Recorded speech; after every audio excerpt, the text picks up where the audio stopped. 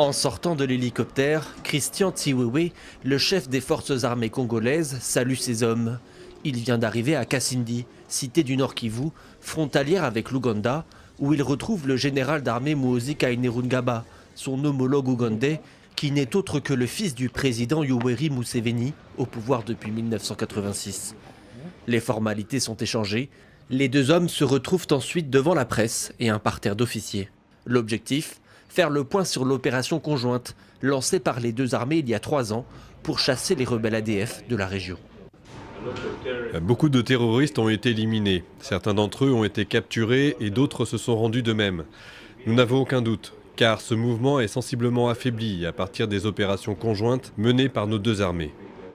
Un accord de coopération militaire qui a porté ses fruits selon les deux états-majors.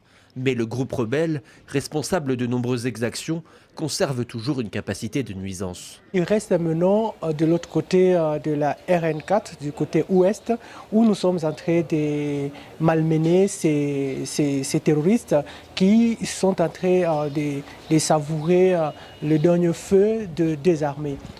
Les deux armées se félicitent. L'engouement est plus mesuré dans la population. En avril 2024, malgré la présence militaire, une quarantaine de civils ont été tués, rien que dans le territoire de Béni.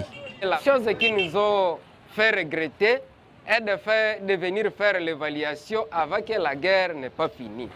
Et nous espérons que depuis longtemps, même n'importe quelle cérémonie, on doit faire l'évaluation après la réalisation.